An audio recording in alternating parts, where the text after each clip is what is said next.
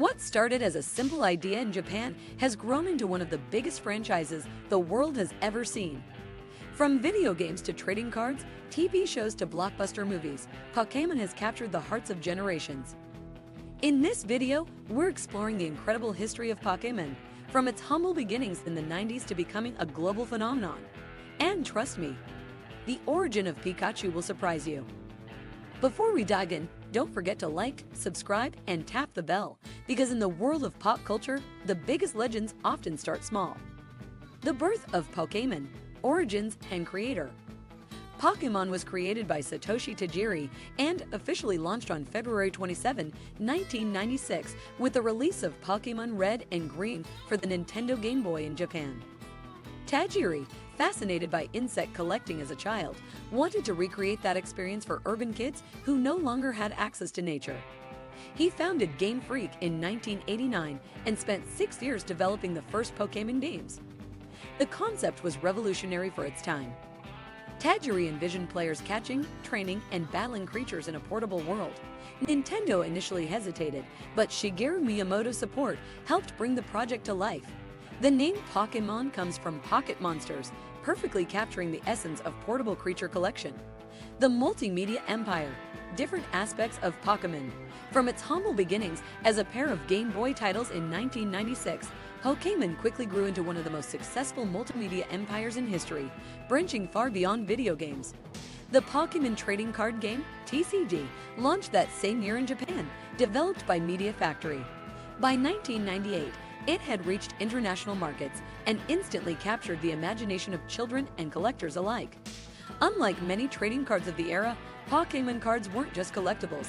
They introduced a strategic gameplay system that mirrored the core elements of the video games, allowing players to battle using energy types, evolutions, and tactical combinations.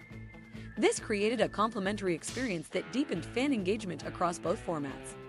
In 1997, Pokémon made the leap to television with the debut of its now iconic anime series.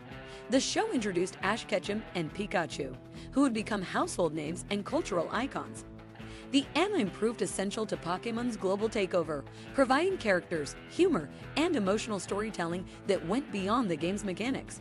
To date, the series has aired over 1,200 episodes, spanning multiple seasons, regions, and story arcs, ensuring that each new generation of fans had an entry point into the franchise's world.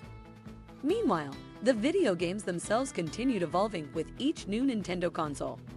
Gold and Silver brought breeding mechanics and a real-time day/night system. Later generations introduced double battles, abilities, online trading, and full 3D graphics. The franchise reached new heights with games like Pokémon Go in 2016, which brought augmented reality into the mainstream, and Scarlet and Violet in 2022, which embraced a fully open-world design. Each entry preserved Pokémon's core philosophy: catching, training, and battling creatures, while steadily pushing technological boundaries and broadening the scope of exploration. Beyond games and shows, Pokémon became a cultural powerhouse through movies, toys, clothing, and even theme park attractions. The animated films, starting with Pokémon, the first movie in 1998, drew millions to theaters worldwide and introduced legendary Pokémon in cinematic fashion. The trading card phenomenon, latest craze and values. The Pokémon trading card game, TCG, has experienced a remarkable surge in popularity in recent years, particularly since 2020, when it entered what many call a new golden era of collecting. While the game has always enjoyed a loyal following since its debut in 1996, the pandemic, combined with celebrity endorsements, ignited unprecedented mainstream interest. High-profile figures such as Logan Paul, Steve Aoki, and Logic began showcasing their rare card collections and hosting pack-opening live streams, turning what was once a niche hobby into a global spectacle. Social media platforms like YouTube, TikTok, and Instagram amplified this trend, transforming pack breaks into entertainment events that regularly draw millions of viewers. The result was a dramatic spike in card values. Vintage cards, especially those from the original base set, began fetching astronomical prices. A PSA Gem Mint 10 First Edition Charizard sold for over $350,000 in 2022, while ultra-rare collectibles such as Japanese promotional cards, tournament-exclusive prizes, and printing errors commanded premium prices among elite collectors. The crown jewel remains the 1998 Pikachu Illustrator card, which set a record by selling for over $5 million, cementing its status as one of the most valuable trading cards in history across any franchise. Modern Pokémon sets have also played a crucial role in fueling the boom. Japanese exclusives, anniversary collections, and special celebratory sets have captured the imagination of both veteran collectors and newcomers. Cards featuring fan-favorite Pokémon like Charizard, Pikachu, Lugia, and Mewtwo consistently retain high value, while the introduction of alternate art designs, unique foiling techniques, and textured finishes has created entirely new categories of collectible appeal. These innovations keep the modern market vibrant while honoring the legacy of vintage sets. The secondary market has exploded alongside this surge in demand. Grading companies such as PSA, Professional Sports Authenticator, Beckett Grading Services, BGS, and CGC have become household names among collectors, with the condition and grade of a card often determining its worth as much as its rarity.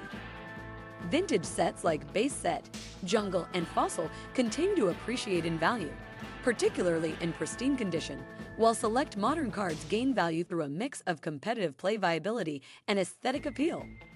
Today, the Pokémon TCG is no longer just a game or a collectible. It has become a global cultural phenomenon, blending nostalgia, artistry, competition, and investment. Whether driven by childhood memories, a passion for competitive battling, or the thrill of owning a piece of history, collectors around the world are keeping the Pokémon TCG at the forefront of modern pop culture. The evolution through generations. Pokémon has evolved dramatically across 9 generations of games. Generation I established the foundation with 151 original Pokémon and basic mechanics. Generation AI introduced breeding, day/night cycles, and 100 new Pokémon, proving the franchise could expand successfully. Generation II brought abilities and double battles, while Generation IV added physical/special split mechanics that refined combat strategy. Generation V featured entirely new Pokémon until post-game, showing confidence in creative design. Generation VI introduced 3D graphics and Mega Evolution, modernizing the visual experience. Generation VII replaced traditional gyms with trials, demonstrating willingness to innovate core structures. Generation VII brought Dynamax mechanics and wild area exploration. Generation EX embraces open-world design, allowing true exploration freedom. Each generation maintained backward compatibility while introducing new features. Regional variants, new evolution methods, and expanded storylines kept the formula fresh. The core philosophy of catching, training, and battling remained constant, while gameplay mechanics evolved with technology and player expectations. From handheld consoles to international tournaments, the story of Pokémon proves that imagination can change the world. Which part of Pokémon's history do you love most? The games, the cards, or the anime? Drop your answer in the comments. I'd love to hear it. If you enjoyed this journey through Pokémon history, hit like, subscribe, and share this video with a fellow fan. Until next time, stay curious, stay nostalgic, and never stop catching 'em all.